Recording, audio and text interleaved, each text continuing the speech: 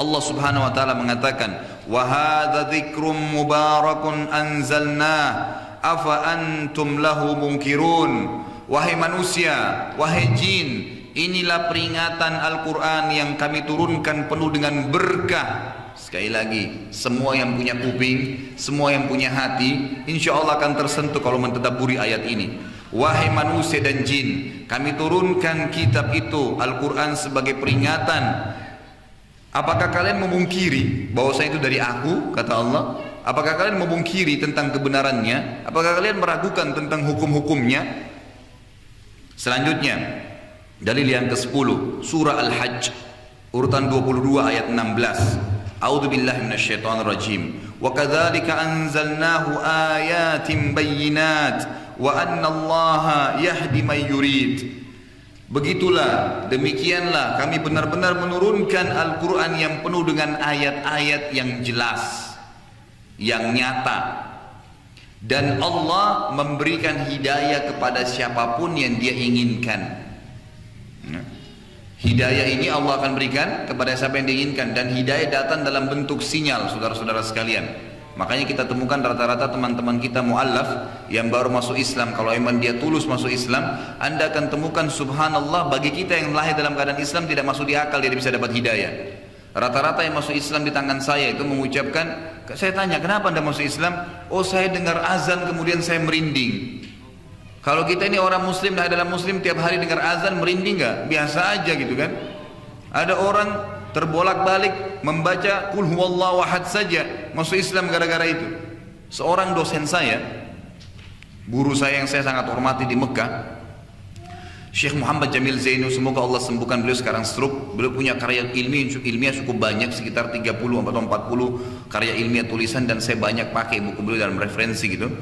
Satu waktu beliau saya pernah ketemu di Mekah gitu kan, dan saya sangat kagum dengan beliau ini karena luar biasa. Beliau satu-satunya guru saya, dan saya temukan penulis di muka bumi ini sebenarnya, bagi saya ya, itu yang menulis di bukunya, semua muslim punya hak untuk mencetak buku ini.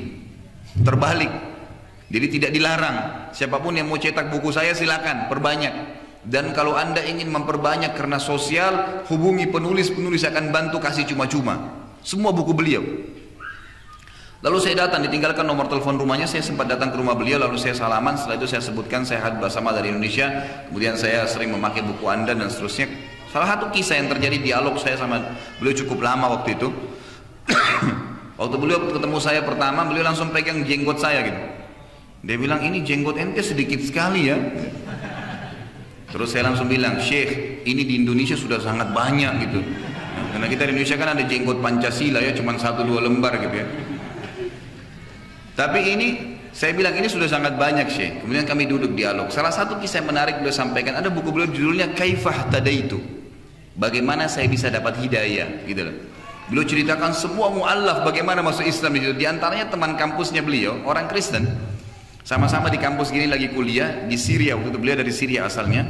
Beliau bilang, sebelum saya masuk kampus, saya iseng aja pegang pundaknya teman saya orang Nasrani, lalu saya bilang, wahai saudaraku, bagaimana pendapatmu kalau saya mengatakan asyhadu an la ilaha illallah wa anna Isa Rasulullah wa anna Muhammad Rasulullah.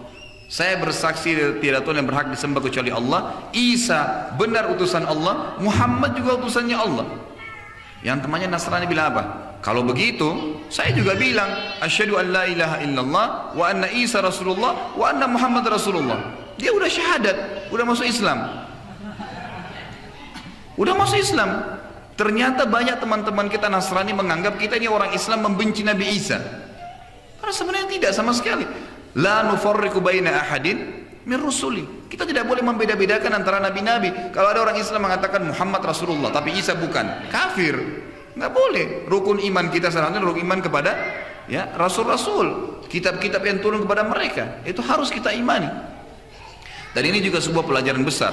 Ya, hidayah Allah kadang-kadang datang dan Allah memberikan hidayah kepada siapapun yang diinginkan. Saudara-saudara sekalian, teman-teman di kampus, kalau ada orang-orang non-muslim, teman Anda yang mau masuk Islam, jangan lagi bilang sama dia, ini buku kau pelajari dulu. Oh nanti, ya Islam itu, bahkan ada yang kadang-kadang Islam bilang, susah Islam itu 5 hari, satu hari 5 kali sholat. Agama kamu lebih enak cuma nyanyi-nyanyi sekali seminggu, kan gitu. Untuk apa masuk Islam? Ini bahaya sekali gitu. Kita ambil contoh kalau misalnya dia katakan karena saya tidak paham agama Islam, nanti deh kamu pelajari dulu ini buku saya kasih atau nanti saya temukan sama ustadz. Itu keliru saudara. Karena untuk membuat orang masuk Islam tidak ada yang dituntun kecuali 2 kalimat syahadat. Kasus mandi itu cuman bagian pendapat sebagian kecil ulama karena Umar mandi sebelum mengucapkan syahadat. Tapi ribuan sahabat Nabi yang lain masuk Islam tidak ada yang mandi. Cuman syahadat, tuntun dia. Kamu cuma ucapkan asyhadu an la ilaha illallah wa anna Muhammad Rasulullah. Selesai. Kalau dia meninggal 1 menit kemudian Anda dapat pahalanya. Tapi kalau dia tidak sempat syahadat gara-gara Anda tunda dia meninggal 1 menit kemudian Anda tanggung jawab.